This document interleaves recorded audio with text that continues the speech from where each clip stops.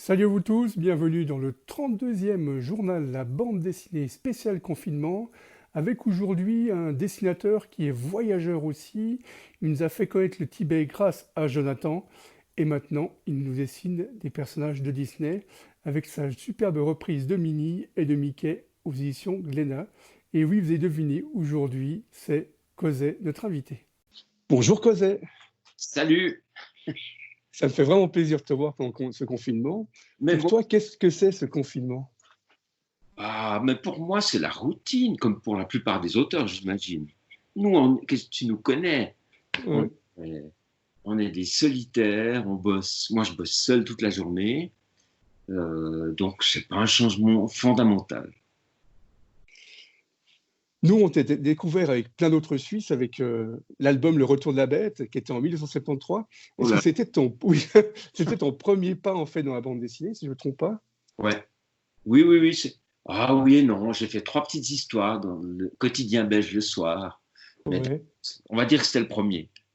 Et en même temps, c'était un peu presque un hymne à la Suisse, parce que ce qui était super, c'est que on était à Lausanne, il y avait la cathédrale, et Ouais. c'est vrai que c'était super comme aventure. Si tu veux que je te raconte tout, j'avais le projet de Jonathan, donc une histoire qui Oui. s'est. Je l'ai proposé Jonathan à 24 heures, puis ils ont non, parce qu'en fait, ils pouvaient avoir Blueberry en remplacement ou d'autres choses, puis ils débutaient. Mais en revanche, ils m'ont dit, c'était Marcel Page, directeur d'édition, il m'a dit, mais si vous nous faites une bande dessinée sur mesure qui se passe dans les coins que nos lecteurs connaissent, pourquoi pas? Et ça a donné le retour de la bête. C'est vrai que c'était un super album. Bah, je t'ai fait un peu connaître en Suisse avec ça. Bien Et sûr. après, tu as eu, j'ai presque envie de dire, une renommée mondiale avec Jonathan en 1977.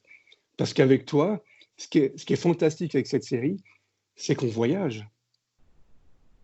Eh bien, tout ça, c'est aussi grâce à notre ami Drib. Oui, J'apprenais mon métier chez lui. Et c'est grâce à lui que j'ai eu des contacts avec plusieurs éditeurs, et notamment le Lombard qui a accepté Jonathan. Et les voyages, en fait, ça s'est presque imposé à moi, parce que pour une raison que je suis incapable d'expliquer, j'avais envie de raconter une histoire tibétaine, comme de Rib du western et Mézières de la science-fiction. Et il y avait très peu de documents photos à ce moment-là sur le Tibet. Donc, après trois albums de Jonathan, j'avais épuisé toutes les photos qu'on pouvait trouver, ou presque. Donc, la seule solution, c'était moi d'aller faire ma propre doc. Et c'est comme ça que j'ai commencé à voyager. mais c'est fantastique parce qu'avec toi, bon, on a une, une quête de spiritualité. Parce que je trouve que c'est le héros le plus spirituel de la bande dessinée. On a le Tibet, on a tout ce côté zen qui est magnifique. Ouais, c'est un sujet. C'est marrant, la spiritualité, c'est un peu comme la sexualité. C'est très intime. C'est même Oui. plus difficile à exhiber, à expliquer, à dévoiler que la sexualité. Euh, et puis, il y a un côté un peu peut-être trop ambitieux. Mais moi, j'insiste surtout sur le fait que Jonathan et moi-même sommes comme des millions de gens intéressés et à la recherche de. C'est tout. Il n'y a pas de. Mais, Voilà, mais c'est intéressé. vrai que c'est magique parce qu'on s'est ouvert à d'autres cultures avec toi. C'est vrai qu'on rêve du Tibet, mais grâce à toi, bah, toi, tu as été voyager là-bas, tu as pu faire des reportages avec Jonathan qui sont fabuleux. Mais tu vois, il y avait les deux choses, cet attrait pour le Tibet et l'Inde aussi. Et puis, au fond, cette technique qui m'avait été suggérée par 24 heures pour le retour de la bête, d'aller faire, puisqu'il voulait qu'on reconnaisse les paysages, ben, j'étais allé faire des repérages avec mon vieil appareil de photo. Et donc, au moment de faire Jonathan, eh ben, quand j'ai commencé à voyager, j'ai repris cette technique des repérages. Enfin, c'est pas une technique, c'est juste aller chercher sa propre documentation. Et il y a deux albums qui m'ont beaucoup touché. C'est À la recherche du Peter Pan. C'est une superbe quête aussi. Ça a lieu chez nous, en Suisse, dans le Valais. Ouais. Bah, tu vois, à la recherche Peter Pan, c'est typique pour des jeunes auteurs qui nous écoutent. Mon éditeur, le Lombard, j'avais fait, je pense, 5 ou 6 albums de Jonathan, ça marchait bien. les ventes progressaient, titre après titre, sans faire un énorme succès, mais ça tournait. Et j'ai eu envie, j'en avais un peu marre. Après 5 ou 6 albums, j'avais envie de changer. Donc, j'ai imaginé cette histoire qui se passe dans nos Alpes, et l'éditeur n'en voulait pas. Il disait, mais tu vas intéresser 300 Valaisans avec ton histoire, et ta mère, et c'est tout. À Paris, ils s'en fichent. Il faut que tu continues à faire du Tibet et tout. Ça a l'air de plaire. Et puis j'ai insisté, et puis il m'a dit, bon, bah, fais-toi plaisir, mais ne rêve pas, tu t'en vendras bien moins que des Jonathan. Et puis je l'ai fait, et ça, c'est le contraire qui s'est révélé, contre toute attente. Donc, il ne faut pas se laisser décourager. Et surtout, je pense que moi, je refuse de croire. J'ai envie de gagner de l'argent, d'avoir du succès, comme tout le monde. Mais je refuse de croire à ces lois du marketing. Je ne pense pas qu'elles fonctionnent dans ces domaines de création. Et ce qui est magique, c'est que cet album-là, en fait, ces deux bouquins, ils sont toujours d'actualité. C'est-à-dire que tous les gens de tous les âges prennent cet album, on plonge avec toi dans l'aventure. C'est impressionnant. Ouais, c'est un titre qui vieillit super bien. Il se réimprime régulièrement. Ouais. Bah, j'en suis super content, évidemment. Ça me fait super plaisir. Et toi, tu es devenu un très grand conteur et dessinateur de la bande dessinée. Moi, je me rappelle aussi du voyage en Italie que tu as fait. Et c'est vrai qu'on retrouve aussi le côté spirituel, en même temps l'amitié, l'amour qu'il y a justement entre ses amis d'enfance. Et c'est vrai que c'est un beau voyage aussi. Ouais, bah, ça faisait partie de ma démarche de changer d'air, de quitter mon univers himalayen pour faire d'autres choses. Mm-hmm. Deux albums que j'ai trouvé aussi superbes, c'est le Bouddha d'Azur, où là on retrouve la quête de spiritualité. Et en même temps, c'est beau parce on a toujours les beaux paysages du Tibet et on repart en voyage avec toi. Mais oui, dans une série, il y a des contraintes énormes. Plus on a de titres, plus il y a de contraintes. Il y a certaines choses qui deviennent impossibles. Tu comprends ce que je veux dire? Oui, oui. On ne peut pas prétendre que Jonathan arrive au Tibet dans un nouvel album pour la première fois. C'est pas vrai. On a 15 albums qui disent le contraire. Donc, en faisant ce qu'on appelle un one-shot, donc le Bouddha d'Azur, je Oui. reparler du Tibet, mais en toute liberté. Il n'y avait pas de contraintes. Je pouvais raconter ce que j'avais envie. Au fond, j'avais un peu laissé tomber Jonathan, et j'ai eu l'occasion de refaire 2 voyages au Tibet dans des provinces qui habituellement sont fermées aux voyageurs, aux étrangers. Et c'est ce qui m'a donné envie de faire ce Bouddha d'Azur. Et toi, comment est-ce que tu es accueilli quand tu vas au Tibet? Est-ce que les gens te reconnaissent ou bien... Non, mais tu rêves. Non. Non. D'abord, le Tibet est un pays énorme. Je ne sais plus combien de fois la France en surface. Ouais. Il y a des régions très différentes les unes des autres, où même les langages sont très, très variés. On peut pas dire que fondamentalement, ils ont les mêmes racines, mais quand même, les cultures. Et j'ai fait, en tout, j'ai fait 8 voyages au Tibet, dont 2 où je suis revenu sur place. Mm-hmm. J'essaye plus d'explorer des régions nouvelles que je ne connaissais pas. Mais dans les retours que j'ai faits, c'était pas possible de rencontrer des gens, de retrouver des gens. En revanche, j'ai été frappé par le fait que la situation s'est encore aggravée. J'avais l'impression que les Chinois sont chez eux, en pays conquis. Je me disais que ça va un peu tempérer l'ambiance, les relations, et pas du tout. Maintenant, en tout cas, le Tibet central, les grandes villes comme Lhasa, la capitale, Shigatse, Gyantse, c'est des villes complètement sinisées, mais surtout, comment dire, policées. Il y a des caméras partout, il y a des flics, alors qu'en, par exemple, en 2000 ou même un peu avant, c'était nettement moins fliqué. Enfin, là, c'est très triste.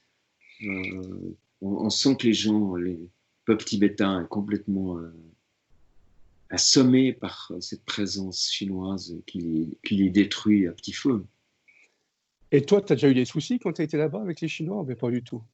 Non. Non. Mais non, mais le pire souci qu'on puisse avoir en tant que voyageur, ce serait se faire refouler, mais surtout à la frontière, mais surtout visa refusé pour les prochaines demandes, Ouais. pour un prochain voyage. Ça, c'est toujours un risque. Mais non, on ne risque rien. En revanche, il faut faire très attention quand on voyage dans ces régions. Dans d'autres pays, pareil, avec des dictatures, des régimes politiques autoritaires, il faut faire très attention pour les gens les gens qu'on rencontre, les gens avec qui on parle. Si on fraternise, il faut toujours avoir à l'idée que nous, quand on est parti, eux peuvent avoir des ennuis, tout simplement parce qu'ils ont beaucoup parlé avec nous et que les autorités soupçonnent que ça puisse être un motif de réaction contre le gouvernement. Enfin, ils risquent, eux, des graves ennuis. Donc, il faut, dans nos relations avec des gens de pays comme ça occupés, être très attentif et ne pas forcer. Ouais, il faut être attentif. On ne sait pas qui est. Hein, vous avez dans les monastères tibétains, on sait qu'il y a des moines qui sont pas tibétains et qui sont comment on appelle ça, des délateurs, enfin Les espions. Ouais, c'est un terme. Ouais. C'est ça l'idée. Ouais, Donc, ouais. et nous, encore une fois, on risque rien. Mais voilà. Et en revenant à la bande dessinée, il y a un album où franchement, où tu m'as surpris par le graphisme, c'est Calypso, qui est sorti en 2017. Et je te connaissais sur tous tes styles de dessin, et là, c'était une belle claque parce que l'histoire était superbe et le graphisme aussi. Bah, ça faisait longtemps que j'avais envie de faire du noir et blanc. Et voilà, bah, je m'y suis adonné avec un but, c'est que mon dessin soit différent de mon dessin sur les planches destinées à la couleur. Quand qu'on n'ait pas l'impression que c'est un album dont on a oublié la couleur ou pour lequel on aurait fait des économies. Il fallait que ce soit un autre dessin. C'est pas forcément perceptible pour le lecteur, mais c'est comme ça que j'ai travaillé. Et voilà, quant à l'histoire, c'est rigolo. J'ai un vieil ami, un ami d'enfance qui s'appelle François Maty, Oui. qui avait la librairie Le Lieu du Crime à Puy, et qui a toujours été mon premier lecteur, mais plus encore, lorsque j'écris un scénario, c'est toujours assez difficile, et je lui racontais toujours mes idées, et lui intervenait en positif, en suggérant des choses, ou aussi en négatif, mais c'est tout aussi utile, en disant ça franchement c'est nul, tu peux enlever. On a toujours eu ces échanges sur la base de mes idées. Et là, c'est exactement le contraire. François avait cette idée, la base de l'histoire, vraiment le squelette de l'histoire, et bien je l'ai développé, mais tout seul. Je suis parti de sa base et je l'ai développé tout seul. Et voilà, ça a donné Calypso. Et ce qui est génial, c'est que la même année, tu reçois le Grand Prix du Festival de la Baie d'Angoulême. Bernard, attendez, c'est C-O-S-Y. Ouais, ça. C'est pas rien. Hein. Non, c'est impressionnant. Ouais, non, mais encore aujourd'hui, tu vois, j'ai déjà eu la chance de recevoir des prix, mais en général, tu as un jury de 15 personnes, très compétentes, tout à fait. Mais moi, j'ai toujours l'impression que, voilà, c'est des gens qui aiment mon travail, mais si on prenait un autre jury, ce ne serait pas moi, je ne serais pas élu. Enfin, ça me paraît très subjectif et aléatoire. Le Grand Prix d'Angoulême, maintenant, parce que ça a changé, depuis 3 ans, depuis Herman, c'est l'ensemble de la profession qui vote. Donc, le critère, c'est tout auteur, dessinateur, scénariste qui a publié un album en langue française. Il peut être traduit, hein, ça peut être un espagnol, mais qui a été lu en langue française. Donc, ça représente plus de 1000 personnes qui votent. Donc, et puis, c'est des professionnels, c'est des gens que, pour la plupart, que j'admire. Donc, ouais, c'est super impressionnant. Et je te le dis encore, aujourd'hui, ça fait 3 ans, 4 ans, je ne sais plus. Ça fait 3 ans, ouais. 3 ans. Quand j'y pense, je me dis, mais quel plaisir, merci, c'est super. Et j'ai une question bête, parce que tu as reçu ce Grand Prix, mais est-ce que ça ouvre plus de portes en maison d'édition? Pas forcément. Moi, on m'a demandé souvent si ça mettait la barre très haut, que ça stressait. Ouais. Non, ça m'a encouragé, ça m'a donné confiance. Sinon, par rapport aux éditeurs, Oh, je pense que pour quelqu'un qui serait un jeune auteur, oui. Mais en fait, ce prix-là, il est jamais attribué à un jeune auteur. Pourquoi? Parce que considère l'ensemble de l'œuvre, comme on dit. Donc, jeune auteur, tu ne peux pas parler de l'ensemble de son œuvre. Donc, non, pratiquement, non. Et là, ces derniers albums que tu as sortis, ce qui est génial, c'est que tu es rentré en fait dans l'univers de Walt Disney, Oui. avec ton premier album, justement, Les mystérieuses mélodies ou Comment Mickey rencontre Minnie. Et c'est vrai que c'était fabuleux. Et le deuxième album, en fait, le dernier que tu as fait, c'était une aventure de Minnie Mouse. Et c'est vrai que c'est génial, c'est avec la tante Miranda. Mm. Et je trouve magique de voir en fait tous les styles graphiques en fait dans les mains et tous les styles d'histoire. Ouais, pas tous, mais plusieurs. Mais c'était un vieux rêve. J'ai longtemps rêvé de travailler chez Disney. Et je suis même allé me présenter au studio à Los Angeles il y a très longtemps, en 78. J'avais 28 ans. Et j'aurais pu, la porte s'est entrouverte, mais enfin, c'était clairement du dessin à la chaîne à faire. Et pour arriver au stade qui m'intéressait, ça semblait tellement lointain et j'ai renoncé. J'ai trouvé que j'avais beaucoup de chance. J'avais déjà mes albums de Jonathan, 3 ou 4, et dans lesquels je pouvais faire tout ce que je voulais. Donc j'ai renoncé. Et quand Jacques Glénat m'a proposé de faire un album de Mickey, j'ai pas hésité une seconde, finalement. Et en même temps, c'est magique parce que tu as rendu hommage à Minnie, parce que tu es le seul auteur Ouais. à avoir écrit et dessiné un album sur Minnie. Oui, il n'y a pas d'autre album de Minima, c'est le seul. Ouais. Je suis très fier de. C'est deux superbes albums, parce que les gens qu'on parle autour de nous par rapport à ces albums, tout le monde rêve avec ton Mickey et ton album de Minnie, c'est vrai que c'est fantastique. Écoute, c'était une chance que j'ai saisie sans hésiter. Je pense que pour Mickey, j'étais un peu crispé, comme c'est super impressionnant. Ouais. Et puis, mais oui, et puis après, pour Minnie, je me suis lâché, et voilà. Et surtout que c'est toi qui as ouvert la collection de la collection Mickey. Oui, on était deux, il y a eu 2 titres en même temps, c'était Trondheim et Keramidas, voilà, et le mien, on est sortis en même temps. Ouais. Voilà. Et maintenant, sur quel projet de bande dessinée travailles-tu? Ah, eh bien, j'aimerais bien le savoir. Ouais. Non, je travaille sur un scénario, mais comme toujours, c'est difficile. Et comme toujours, j'essaye de le remettre en question, de le tremper dans tous les bains comme un négatif en photo. Et par moments, je me dis, tiens, ça pourrait être un tout dernier Jonathan. Ou bien, non, c'est un one-shot. Je change, j'essaie un peu de tout. Et voilà, ça prend du temps. Mais je travaille aussi sur une peinture murale qui sera réalisée à Puyi. Oui, Ouais, avec Yvan. exactement. Oui. Et Yvan Michello qui va le réaliser pratiquement parce que c'est 60 mètres de long sur 4 mètres de haut. Oui. Donc il va réaliser mon dessin sur le mur à Puyi, dans le parking de ce qui est le centre scolaire Arnold Raymond et puis l'Octogone. Oui. Ah, ça va être superbe. J'espère, ou je crois. Oui. Ça change de nos petits formats. Hein. Oui, oui, oui. Alors, super. Bah, je te remercie beaucoup de nous avoir accueillis chez toi. C'était très gentil. Merci à toi. Eh ben... Puis au plaisir de se revoir en live. Ouais, c'est clair. Oui.